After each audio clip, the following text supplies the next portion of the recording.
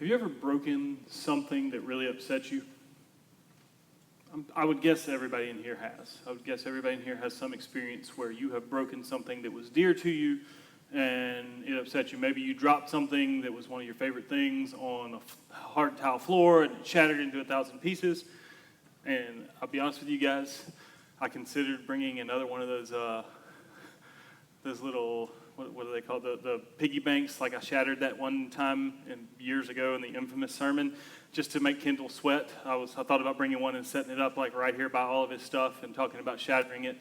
Maybe it was something like that you shattered. Maybe it was something that you got mad. It wasn't an accident. You got mad and you threw something across the room and you realized that the wall was harder than the thing that you threw and it broke. And it wound up being one of your favorite things, and you got upset with yourself after that. Or maybe it was something that maybe you didn't break. Maybe it was something that somebody broke of yours, and that really upset you. I know that happens from time to time. Accidents happen. Sometimes intentional things happen, and things get broken. I believe it or not, am walking around on a broken toe right now.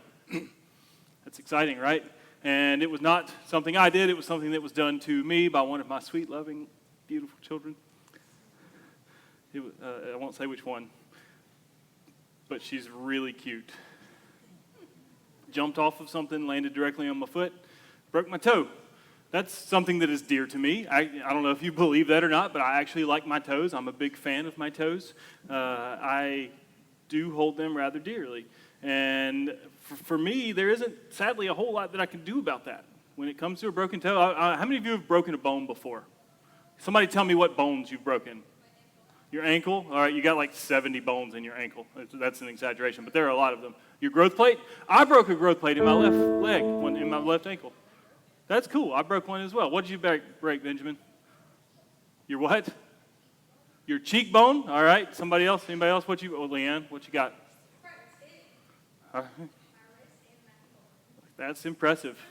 What you got? Zoe broke her wrist. Lots of wrists. I broke a wrist as well. I've broken almost everything that you've labeled at this point. Fingers. I've got one of those. You see how bent that one is? Someone is being volunteered. Allie, what you got? All right, good deal. I've broken probably 10 bones over my life. Some of them you can do something about, like you get a cast or you get a sling.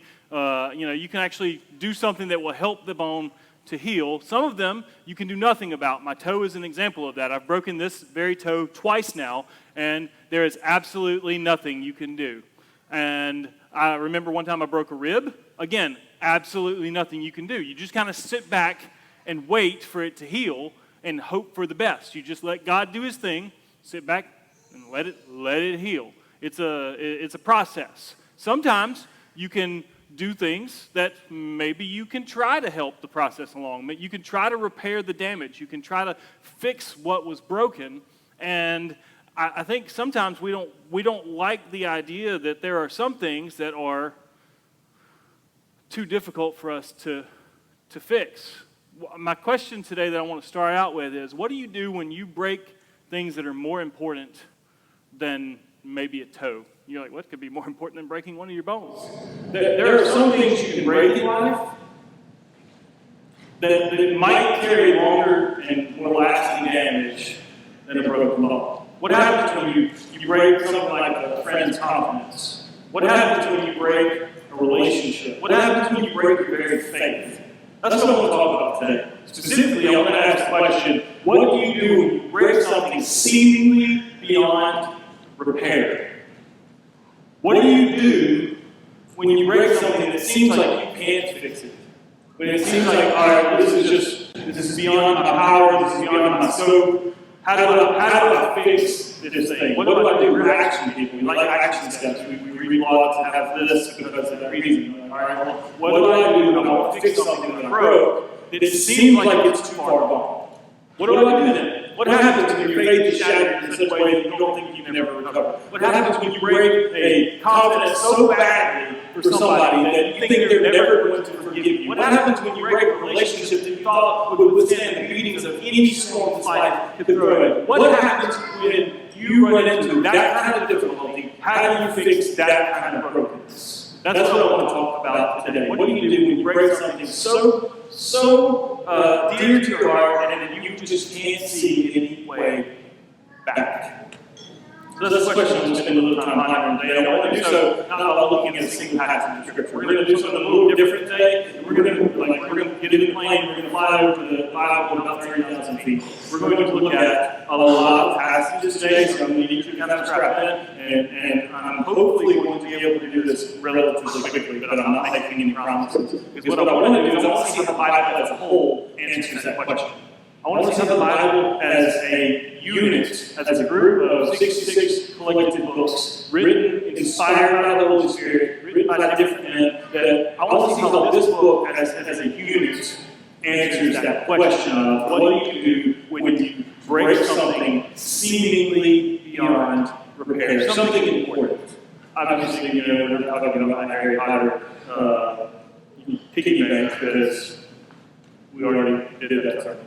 I want to look at what the Bible says holistically about this question. So we're going to be jumping around a little bit, and I'm going to ask you guys if you would, like if you got your Bibles, welcome to put them around, you're going to follow. Not every scripture that I read is going to be up here, so you can follow on the screens. And that'll be fine today, but just kind of stick with me. So what I want to do is I want to start from the very beginning of our story. I want to go way back to the beginning of history and look at this question from the outset, because that's really where this question finds its root, is when we kind of got started. So let's start our trip through Scripture and attempt to answer this question by looking at the end of the beginning of our story, the end of what was probably not our final moment, the story where we introduce brokenness into this world. So let's take a look all the way back to the fall of man, the Garden of Eden. We'll pick up in Genesis chapter 3, starting in verse 8. This is how things played out after the fall. After God said, you can do anything you want, just don't eat this fruit. And the man did exactly that. This is God responding to that. This is how it plays out in Genesis chapter 3, starting in verse 8. It says, they heard the sound of the Lord God walking in the garden. This is right after they ate the fruit, in the cool of the day. And the man and his wife hid themselves from the presence of the Lord God among the trees of the garden. But the Lord God called the man and said to him, where are you? And he said, I heard the sound of you in the garden, and I was afraid because I was naked and I hid myself. And he said, who told you that you were naked? Have you eaten of the tree which I commanded you not to eat? The man said, again, not a conscious moment, the woman whom you gave me, she gave me the fruit of the tree and I ate. And the Lord God said to the woman, what is this that you have done? And the woman said, the serpent deceived me. And I ate. Here is, again, probably not our best look. Maybe even possibly our worst moment. Where God has created this perfect paradise for man to live in. This garden of beauty and glory, and it's a place where he walks with mankind and communes with them, and trying to avoid that he walks with me and talks with his own. But that's true. That's what's happening in the Garden of Eden. It is perfection. It is wonderful. It is everything that you could possibly hope for. And God says you can do anything within your nature in this garden. Just be yourself. Just avoid this one tree. Naturally, that's the one thing we do. That's the one thing we do is we go and we take of that tree and we screw up everything. We broke creation. I've broken code. Imagine if you were a person who's like, oh, I broke creation. And the serpent came along, tempted Adam and Eve to do one thing God told them not to do, and they did that thing. Just don't eat this tree. Don't eat the fruit from this tree. And they're like, you know what? I don't really say that. And they did one thing. They screwed up everything. Here we read how God confronts the man and the woman and the serpent.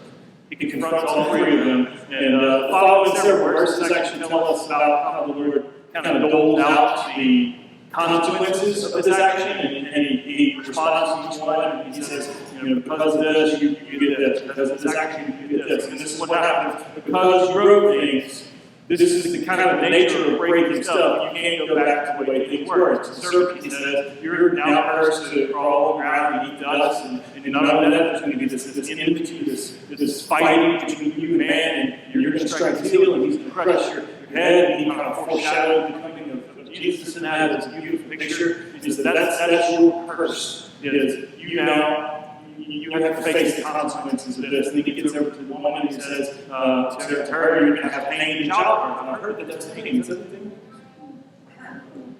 I've obviously never experienced it. You guys now have this incredible moment where you are reproducing yourself and you can't enjoy it. You can't have the joy and the peace and the absolute just ecstasy that would come with that moment, because now it's broken, it's marred, it's painful. So you deal with that. Not only that, your relationship with man is also marred. It's different than it would have been. He says you're going to have this desire for your husband in such a way that's not what it should have been. And there's now this weirdness between you and the positions that I've given you. And so now that's broken. And then he gets to the man and he says, guess what? You don't get off either. You've broken this too. Now, the work that you enjoyed, it's going to be painful, it's going to be difficult, and land is not going to feel like you would have. It's not going to be this joy where you just have fulfillment in everything that you do, and you get to go and work and actually feel good about it. Now, you have to sweat and toil and labor. And that's your punishment. That's one of your consequences from this. And not only that, you came from dust, and you're going to return to dust. Death has now entered the mix.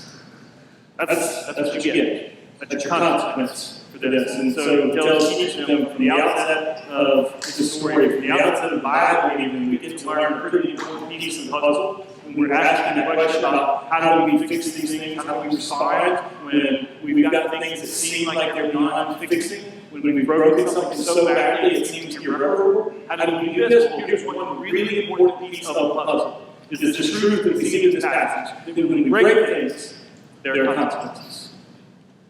If you break something, you don't get it back. It's not going to be the same. You can't just be like, oh, you know what, let's fix that. There are always consequences to brokenness. Always. And you may be able to fix it some, maybe be able to put some name on it, you may be able to work something out. There are some things that are more broken than others. But there are always consequences when there is a broken thing. Always. And we see that at the very outset of the story. And I know that this is not shockingly profound to anybody in this room. It's like, yeah, there are consequences. I get it. You break something, you got to deal with consequences. So, that's not something that's like, oh, I'm going to write this down. This is one of those moments where it's this revelatory moment we can all go, think about it, and maybe now. But this is one of those, like, of course there are consequences. Of course there's going to be something that is different. We all know this pretty intuitively, but we're attempting to figure out what to do to mitigate that today. Like, how do you mitigate, how do you lessen the trouble that comes from brokenness? How do you get back to some semblance of reality that you lost? That's what we're hoping for. And so, surely there's something more hopeful in this passage than just those consequences. Surely there's something more, positive than, hey, now death is in the mix. Good job. So let's keep reading. Let's see what else is in this. You get down after he kind of doles out the different consequences to the individuals. He says this in verse 22. He says, and the Lord God said, behold, man has become like us, like one of us, knowing good and evil. Now, lest he reach out his hand and take also the tree of life and eat it. He's already taken the tree of knowledge of good and evil. Now, we don't want him to take the tree of life and eat it, because he'll live forever. Therefore, the Lord God sent him out from the garden of Eden to work the ground from which he was taken. He drove out the man, and at the east of the garden of Eden, he placed the cherubim, that's the angel, and a flaming sword that turned around every way to guard the way to the tree of life. Okay, so maybe the rest of the story is all that helpful. Maybe not all that positive. When you read the rest of this, it doesn't seem like it gets better, it seems like it gets worse. Not only do you have these consequences, not only is death now in the mix, but guess what? You kicked out of the garden. You can't come back. You're done. Over with. You can't come back into the garden. So much so that I'm going to place this angel with a fire sword to guard this place. I mean, that seems serious. That seems like a big deal. God says, you're not allowed back in here because I don't want you to take your sinfulness and live into eternity in your sinfulness. Beforehand, there was no prohibition against the tree of life. There was only a prohibition against the tree of knowledge of good and evil. Now that they have this differentiation sin in them. He says, we can't let that go on to eternity, so we have to kick him out. And he kicks him out of the garden. And he says, it's so serious that you can't come back. Angel of this. Right here, flaming sword. And you're never allowed to return. The story teaches us another really important piece of this puzzle that helps us understand it as we seek to answer this question. Because not only are there consequences when something's broken, but some things are broken in ways that we can never undo. Sometimes it is just that bad. We don't have the power to undo some things that break. That's a big deal. Like, they can never go back to Eden. You can never go back. Mankind can never step foot again in this garden that was supposed to be our paradise for eternity. We just can't do it because of this reality. And in this sad reality, it's easy to see why it's so hard to find and keep hope in this life. I mean, it's easy to convince ourselves that these things that we're struggling with, they're never going to be fixed because we feel this sense of hopelessness. We feel this sense of longing for a home that we can never return to, that we can never go back to. We have ingrained in us in this intuitive idea that we have this sense of loss, that we are missing something that we should have had. We're missing this thing that could have been, and we feel the weight of our hopelessness because of the feeling in our very bones. That is the story of the garden. Some things are broken beyond repair. Thanks for coming to my TED Talk. I'll leave you in that sense of despair. Thankfully, there is more to the story. Thank God that we don't just have Genesis and it's like, all right, that's all right. Good luck out there in that hard toil. Good luck with your painful labor. Good luck. Have fun. It doesn't end there. And even in this story, there's actually, before it ended, there's a little picture of hope that before he sits out in the garden, we see that the Lord actually sacrifices an animal and takes those skins and covers the people, and he covers Adam and Eve, and he sends them out with this covering that comes from sacrifice. He kills some other animal that was innocent in order to cover the people who were not. Does that sound familiar? We're going to get there soon. There's a picture of hope in this. There's a little glimmer of the fact that it's not all bad in this story. And I love that we see, and God wanted us to see, even in the depths of this despair, this little glimmer of grace. So now we've seen how the story begins. We broke creation. I mean, can you imagine? Like, you get kicked out of the garden, and now you're dealing with sin, and somebody's walking around and, hey, why are you out here? And you're like, did this sin or that sin or what did you do? I broke creation. It's bad. It's bad. It's really high on the level of badness. We broke everything. We literally introduced brokenness into creation because of this thing. It's a little bit more important than Kevin's hot chili. This is a big deal. All fans here, I like it. Throw it in there. Now that we've seen how the story begins, I want to kind of jump from the beginning of the story. I want to jump all the way to the end. I want to go all the way from Genesis to Revelation. I want to paint you a picture of see how bad things got. I want you to see how good they've come. I want to jump all the way to the end of the story, and now that we've got this nice sense of hopelessness, this nice healthy dose of guilt and dread, I want you to see that it doesn't stop there. So turn over to Revelation chapter 21, and let me read for you this picture of, you can't go back to the garden. So how does the story end? In Revelation chapter 21, this is what we read. Starting in verse 1, it says, this is John speaking. He says, then I saw a new heaven and a new earth. The first heaven and the first earth had passed away, and then the sea was no more. And I saw the holy city, the new Jerusalem, coming down out of heaven from God, prepared as a bride adorned for her husband. And I heard a loud voice from the throne saying, behold, the dwelling place of God is man. He will dwell with them, and they will be his people, and God himself will be with them as their God. He will wipe away every tear from their eyes, and death shall be no more, neither shall there be mourning, nor crying, or pain anymore, for the former things have passed away, and he who was seated on the throne said, Behold, I am making all things new.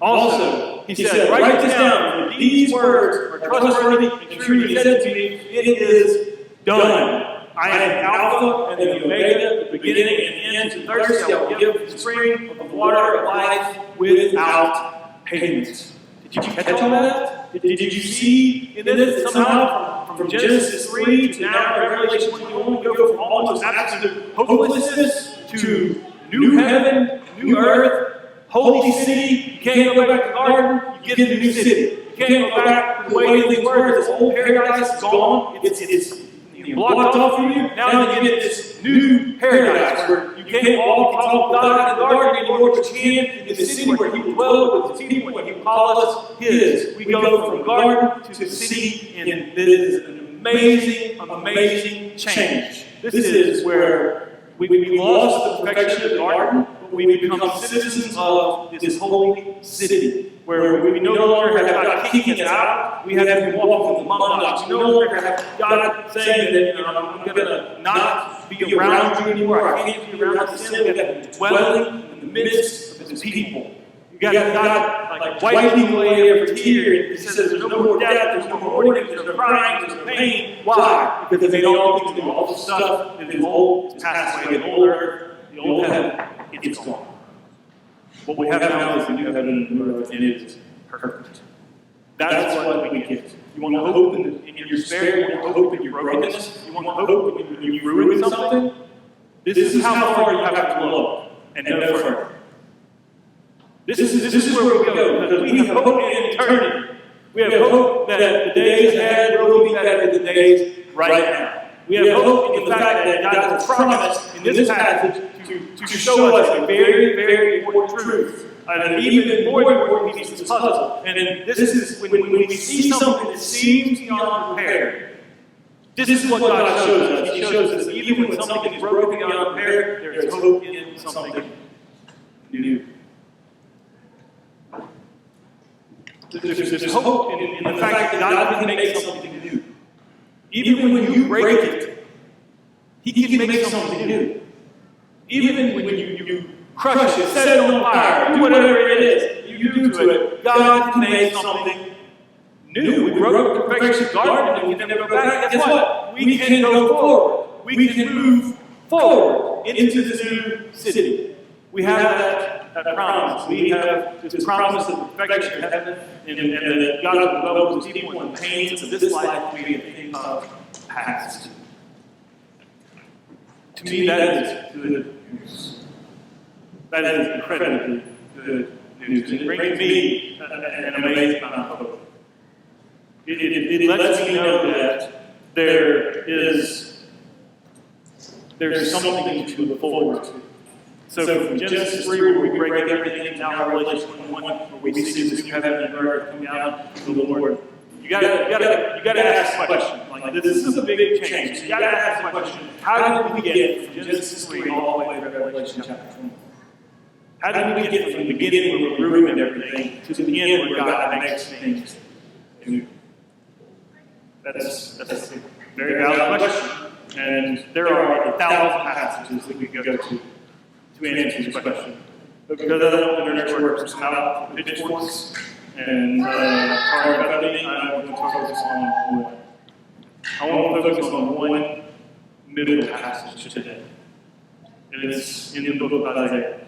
I want us to look at very briefly this passage in the book of Isaiah where the prophet kind of encapsulates who God has called him to be and what his job is. He kind of summarizes everything God has called him to do as a prophet. And this is this really good summary of his entire mission in life in Isaiah chapter 61. And I want to look at these words for just a minute. Isaiah 61 verse 1 says this. The Spirit of the Lord God is upon me, because the Lord has anointed me to bring good news to the poor. He has sent me to bind up the brokenhearted, to proclaim liberty to the captives, and the opening of the prison to those who are bound, to proclaim the year of the Lord's favor and the day of vengeance of our God, to comfort all who mourn. I mean, this is pretty good so far, right? We're getting some pretty good stuff. We've got God anointing the prophet Isaiah so that he will bring good news, he's going to bind up the brokenhearted, he's going to set free captives. I mean, this is good stuff. He's proclaiming the Lord's favor, the year of liberty of God, and then not only that, but he's proclaiming that God is going to actually pour out wrath and vengeance on those who serve it. These are good things. These are all good things, and Isaiah is sent to proclaim this goodness from God to people. Keep reading, it actually gets better. In verse 3 it says, to grant, this is again what God has called it, to grant those who mourn in Zion, to give them a beautiful headdress instead of ashes, the oil of gladness instead of mourning, the garment of praise instead of a faint spirit, that they may be called oaks of righteousness, the planting of the Lord, that he may be glorified. Here's where it really gets good. This is where it really starts to me, get amazing. It goes beyond that's all good stuff to this is really stinking amazing stuff. Because what you've got is these people that are mourning in Zion are being told that you're in darkness and despair, but guess what? God is about to do something incredible. He is about to take you in your mourning and turn that to gladness. He's about to take you in your despair and turn that to joy. He's about to take you in all of your hurt and your brokenness and turn that to completion. That is what God is about to do. That is what Isaiah is called. Tell what God is going to do. He's going to exchange what he says is ashes for a beautiful headdress. This is actually the passage where you've heard many people quote beauty for ashes. God gives beauty for ashes, and we've sung like 100 songs that have that phrase in it. And you probably think of several off the top of your head. If you've been around church even enough time, you've heard this phrase, beauty for ashes. And this is what is important in this passage. You need to learn a little bit of context on what's happening here in order to really get that statement. In order to really get what's going on and better understand what's happening, you kind of have to understand what it reads like in the Old Testament to the Jewish people. For them, anytime they experience a loss of serious proportion, anytime they experience like the death of a loved one, or they experience something that was extreme brokenness, they would show it visibly in a couple of different ways. What they would do is they would take it like rip their clothing, and there was no Superman symbol underneath, it was just like rip their clothing to show people that they're like in anguish, they're in sadness and grief. And then they would, if they really wanted to be serious, they would take the ashes of fire and they would rub it on their body. And if you were going to go like super serious, they put it everywhere. But at the very least, they would rub it on their face and their forehead to signify that they were cut, they were torn, they were ripped asunder, they were ripped in heart, ripped apart, and they essentially they've been burned. What all that they're hoping and dreaming of, it's been burned to cinder, to crisp, and they just got these ashes that remain. And so they would rub the ashes on the forehead, and they would show people that in this lostness is like the ash of the fire that consumes all. They've lost something dear to them.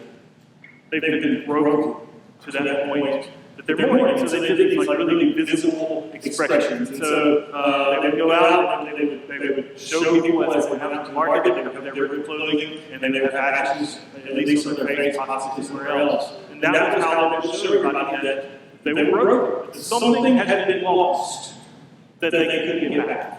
Whether it was a death or a relationship or something, they were in mourning. So that was what they did. In this context line, you get a slightly better picture of what's happening here, because they're having that mourning, that loss, being exchanged for what is said to be beauty.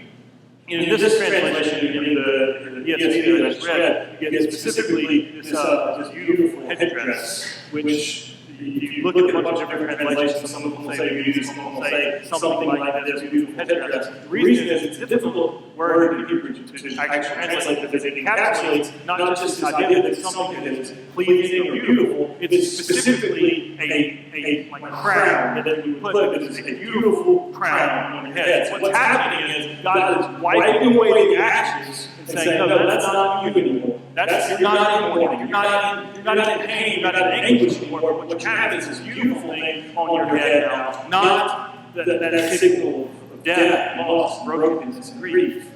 You don't have that anymore. And so God has exchanged you for ashes. And that's what's happening in this passage. And it means God is literally going to remove the ashes mourning from your head and place it with a crown of beauty.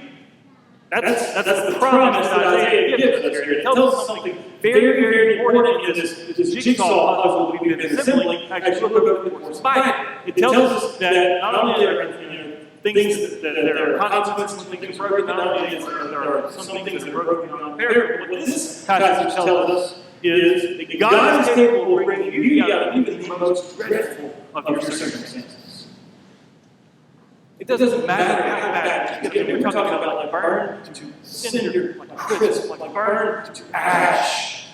Your hopes, your dreams, and your desires. And God says, no, that's not you anymore. That's not what defines you anymore. That's not you.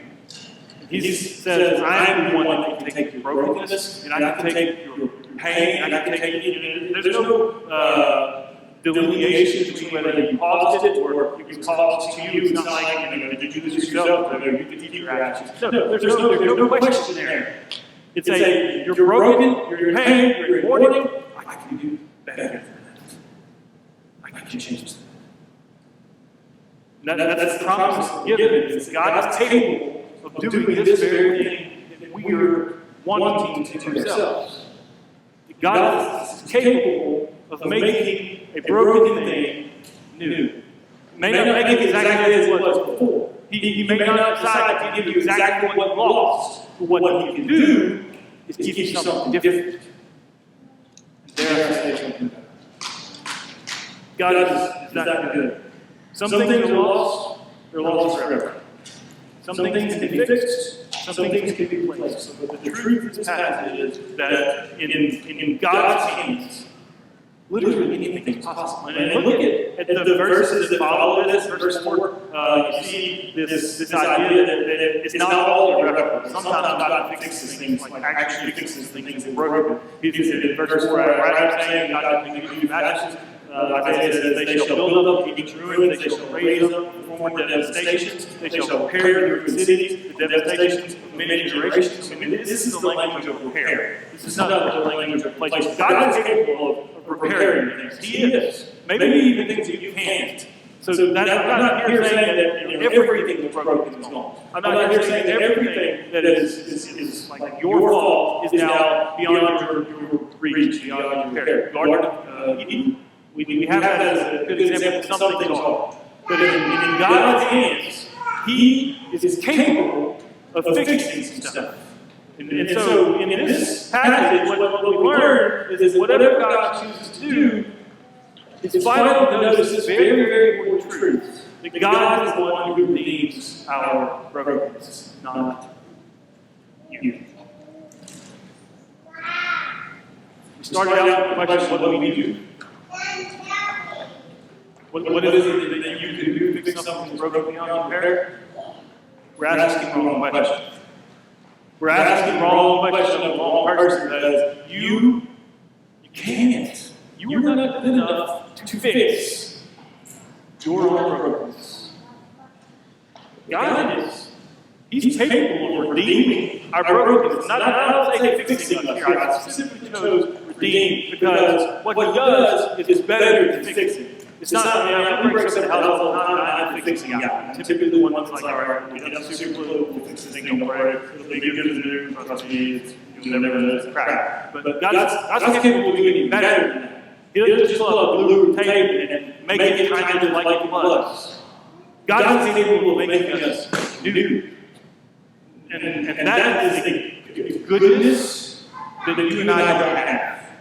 That is a power you and I cannot even begin to comprehend, because God is the one who redeems us. He makes us valuable. He gives us value. And at this point, you have to ask the question, if we're wondering what we need to do and how do we fix this, and only God can do it, then you're asking what happens now. Where do we go from here? It's pretty clear where you go from here. You go to to Him. You go to Jesus. I mean, that's what this whole point of this book is, to lead us in our brokenness to God. That's why Jesus made a very important statement. When he talked about Satan coming in the world, breaking things, Satan coming to destroy, he made a big statement about himself in this. You go to John chapter 10, you see verse 9, it says, I am the door. If anyone enters by me, he will be saved and will go in and out and find pasture. And he makes this incredible statement about the garden. And what happened back then, he says, the thief comes only to steal and to kill and to destroy. That's what happened in Genesis 3. But Jesus says, He came. I came that they may have life and have it abundantly. That is the whole point of this book. It's for us to realize that we find brokenness in us. We find abundant life in Him. That is the truth of the Bible. Jesus came to overcome the death that Satan brought.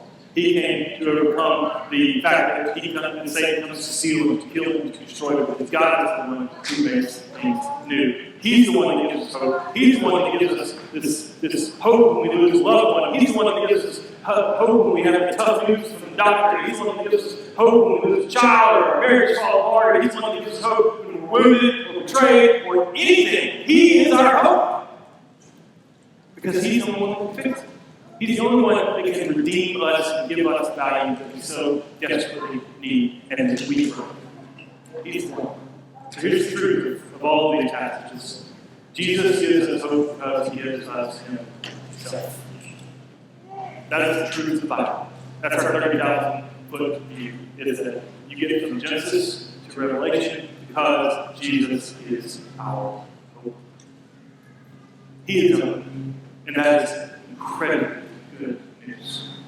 So I want to end today by showing you the final description of Revelation 22 given to the new city. I want to show you the final way that it is described. You've seen the brokenness from the garden. You've seen, you know a lot of the rest of the story. You've seen the redemption that can only come in Jesus. You've seen the end, the hope that we look forward to. I want to leave you with a glimpse of the beauty that awaits every single follower of Christ. This is what Revelation 22 verse 1 says. And the angel showed me the river of water of life, bright as crystal, flowing from the throne of God and of the Lamb, through the middle of the street of the city. And also on either side of the river, wait, what? The tree of life? On either side of the river, the tree of life, with its 12 kinds of fruit, yielding its fruit each month, the leaves of the tree were for the healing of nations. Did you catch it?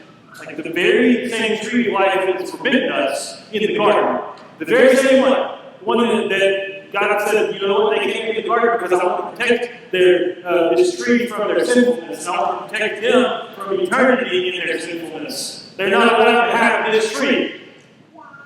It's in the middle of the street in heaven.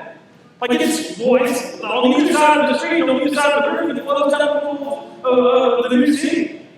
That's what we're given. This holy city it has the tree of life all down the middle of it. And its leaves are said to bring healing to the nations. God is the one who brings our healing. And that's what we have to look forward to. Yes, things are bad now. Things seem really bad in this life. But we have eternity with Him. That's good news. Keep reading. Revelation 22 verse 3 says, no longer will there be anything cursed, but the throne of God and the Lamb will be in it, and His servants will worship Him, and they will see His face, and His name will be on their what? On their foreheads. He's taken our pain and our shame, and He's wiped our foreheads of that ash and that grief and that mourning, and He says, you know what, you get something beautiful, you get me. His name will be on their foreheads, and at night will be no more. They will have no need of light, the lamp, the sun, for the Lord God will be their light, and it will reign forever and ever. We don't have ash on our foreheads anymore. We don't have need for mourning. We don't have need for brokenness because it's gone. He is the beauty that He gives us. He is the beautiful headdress. His name is written on our foreheads. That is true hope. And it is that hope that I want to answer that original question. What do you do when you break something seemingly beyond repair? What do you do? Because we're action people. We like action steps. Here's your answer. You trust that Jesus is going to make all things right. Every day. It's kind of like that toad. It's broken. What do? I sit back and I let God do His work. I'm in pain right now. Like, I take a lot of medicine, and it's probably why I'm a little worked up today. But I can do nothing. I just sit back and I wait, and I trust that God is the healer. I trust that God is the good one, that He is capable, not me. And I wait. Because that's what Jesus does. That is the entirety of the gospel, is that He makes us new. That's why we can be hopeful, even when life is this broken. Because Jesus is our hope. So would you pray with me?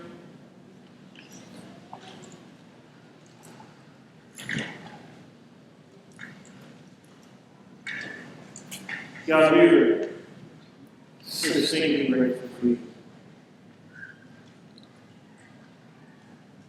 We're so grateful that you give us something to hold in our turmoil, someone to cling to. We're grateful that you give us a hope that is beyond any despair that this life can throw at us. You give us something that is so much better than any of our brokenness, because you.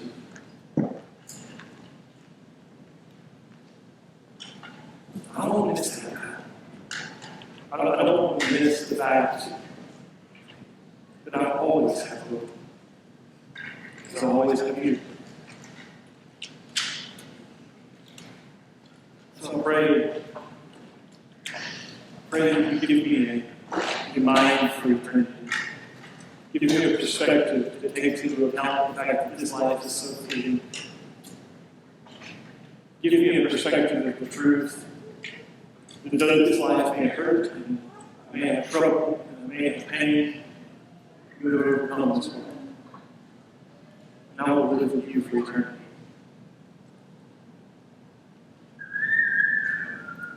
Pray that you help us in our grief. You help us in our brokenness. Pray that you help us when we have these times where we feel the weight of the garden that we can never return to. When we feel the weight of losing something in this life that we will never get again. Help us to see the hope that we have ahead of us in you. We pray in Jesus' most powerful name. Amen.